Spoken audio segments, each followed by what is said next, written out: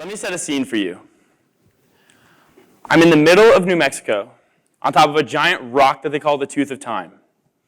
It's 3 in the morning, and the sun hasn't even come up yet.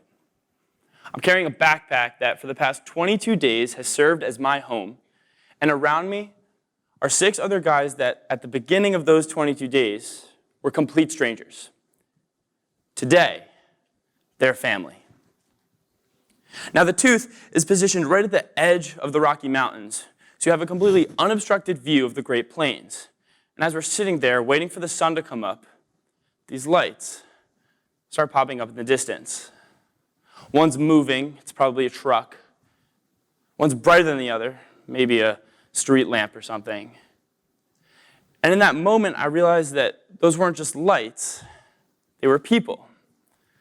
People with lives completely different than mine. See, this was their routine, waking up before the sun, and they were completely oblivious to the fact that some kid who hadn't changed his shirt an entire month could see their headlights. What's more than that, more than lights or people, they were stories.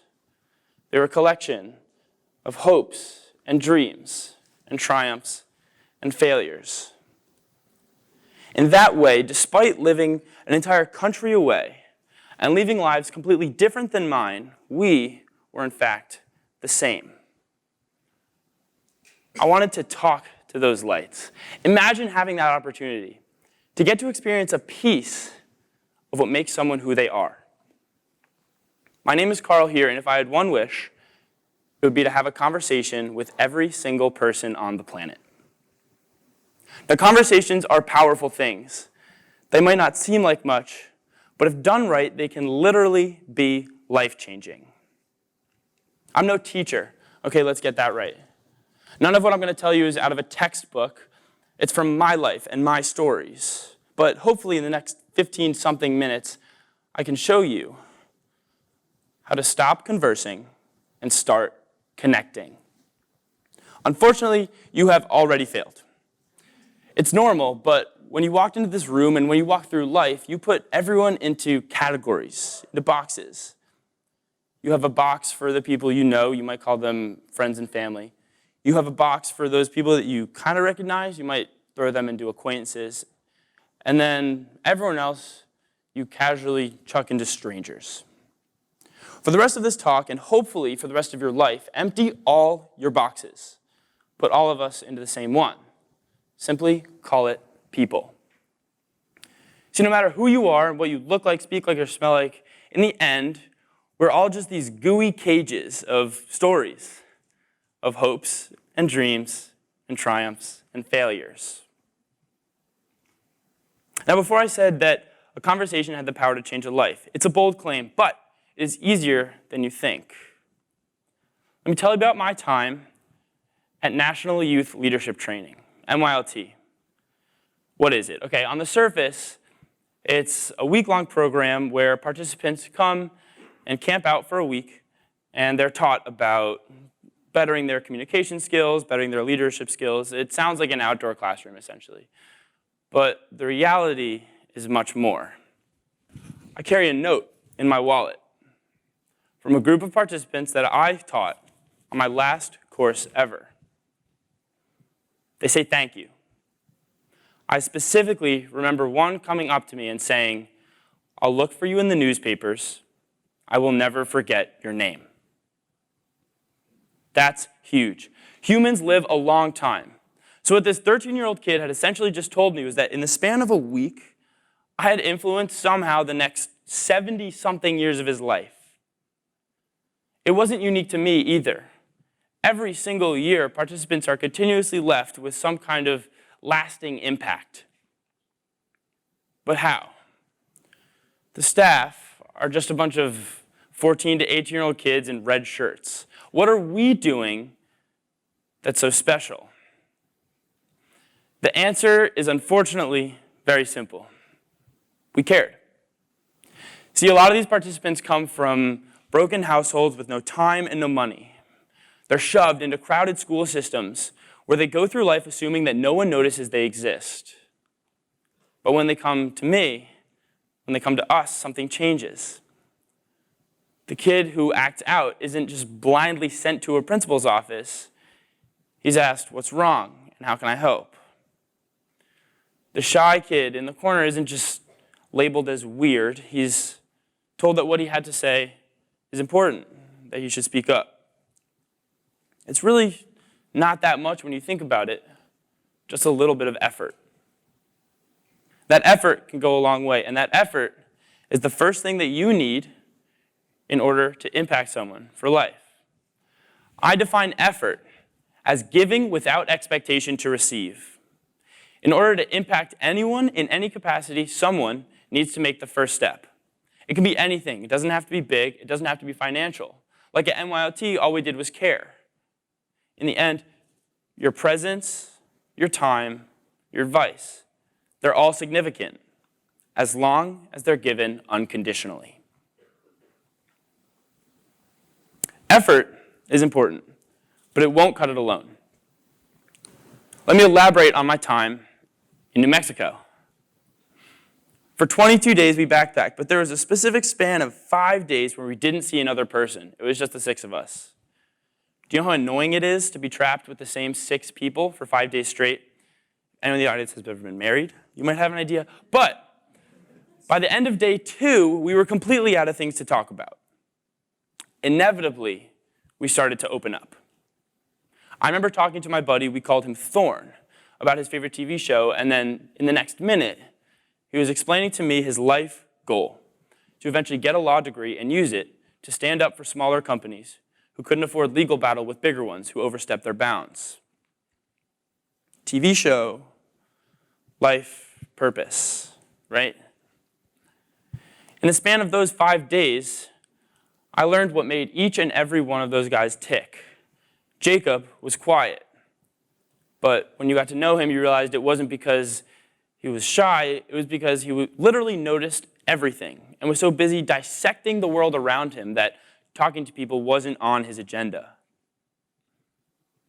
Brian used to annoy me. He would point out every single rock and tree and fungus and plant, but it turns out he has an intense passion for teaching, and that it was his nature to share his world with the people around him. Nick was the kind of kid who would carry more than anyone without complaint, with a smile, and it made sense.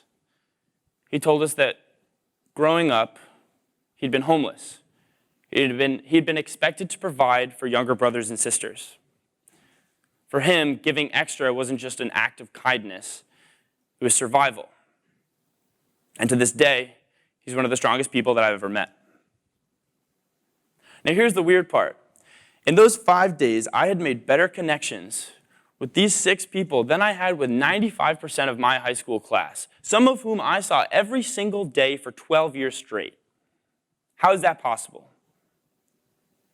Well, it seems obvious, but when we go through life, we wear masks, we wear faces. We have one that we wear around family, we have one that we wear around friends, and one that we wear around strangers. In those 5 days, with the beating sun and the pouring rain and the countless miles under our feet, those masks, those faces, wore off to expose our core, the realest version of yourself that you have. Which brings me to the next thing that you need in order to realistically change someone's life. That's vulnerability. I know, we hear this word all the time, and it's really cliche, but let me explain.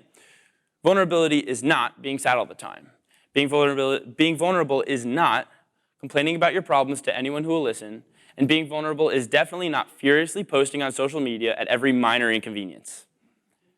Being vulnerable is 2 parts. First, it is acknowledging yourself. That means everything, the good, the bad, and the ugly. Accept that there are parts of yourself that are amazing as they are, and parts of yourself that you need to work on. The second is confidence. Have the confidence to share that newly acknowledged self with the world. That means everyone. Essentially, permanently take away the faces. It's terrifying, but it's possible. Like I said, nothing I'm going to talk about here is out of a textbook, but in my own experiences, a kind of formula appears. When you take effort and vulnerability, it seems that those are the 2 things that every connection needs to exist and to survive. When you put them together, you get empathy. Empathy is the ultimate goal. Empathy is when you have effort and vulnerability on both sides, from both parties, going in both directions. Both people genuinely care and they're honest.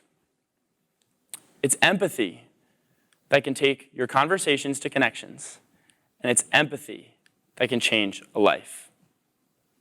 Now notice in my homemade formula up here, time is nowhere to be found. And I already touched on that, right? 12 years versus 5 days. But it does beg a question. How long do you have to take in order to actually put a stamp on someone's life? This summer, my hometown buddy Brad and I decided to put that question to the test. We went to Central Park with a bunch of camp chairs, a table, and a sign that read, "Give us 3 minutes and we'll change your life." It's a bold claim. Essentially, what we had participants do was a stranger would sit down, right? In 3 minutes, Brad and I would open up. We'd be vulnerable. We'd be fearless. And we'd let them know that there was nothing expected on their side. Our effort was our stories. After 3 minutes, they could make a choice. They could leave, content to take with them what we had given, or they could stay and share in the same manner, fearlessly, openly, vulnerably.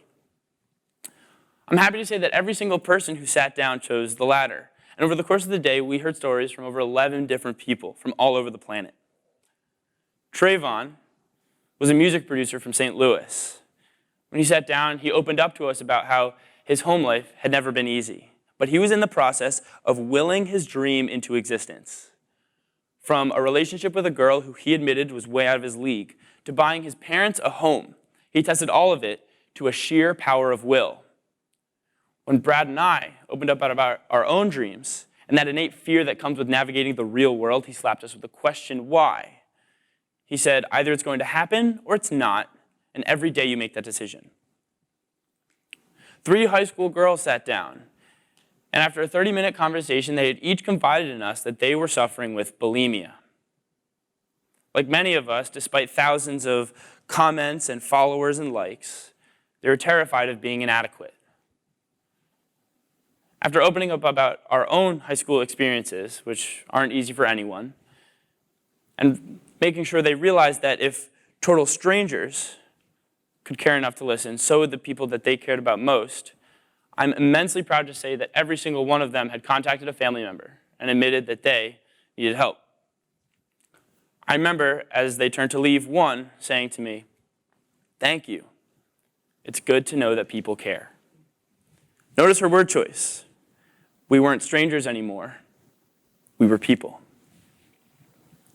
We even convinced a man from Alberta, Canada, to go home and reconcile a broken relationship with his father. Even after moving out, starting his own family, starting his own company, he was still terrified of projecting the resentment he had for his family on the people he cared about most.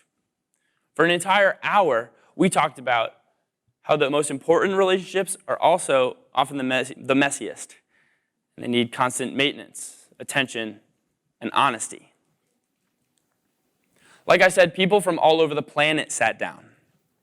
We had 2 soldiers from the Israeli Defense Force who confided in us that they were anxious about starting college after they finished their 2 years of service, only to realize that a year before, some random kid from New Jersey was feeling the same way when he started college.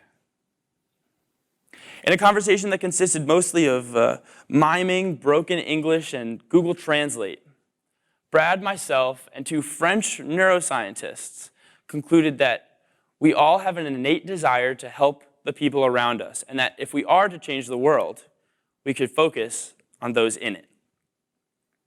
For 7 hours, we talked to people, and we listened to their stories. By the end of it, we had an entire crowd gathered around us, content to sit, absorb, and internalize the raw versions of ourselves that we were presenting to the world.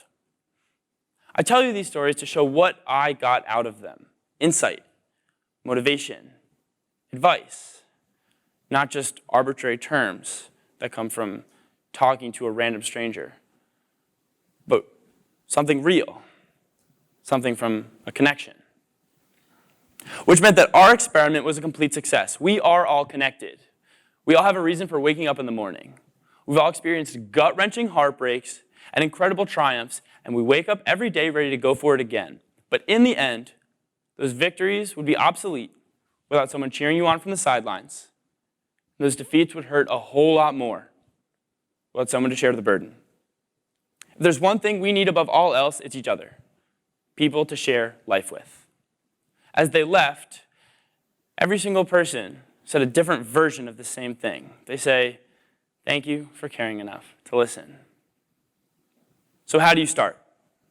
It's a daunting task, I know. But if you were to find me in the middle of Central Park, at the top of some random mountain in New Mexico at 3 in the morning, it might go a little something like this. My name is Carl Lockowitz Heer. My biggest regret is that throughout my childhood, I was a chronic liar to my friends, to my teachers, and to my parents. My greatest fear is that I'll never have people that care about me as though I was their own flesh and blood. And although I hide it, I often care way too much about what other people think. On the other hand, I am dangerously loyal and will put the needs of others above anyone in a heartbeat.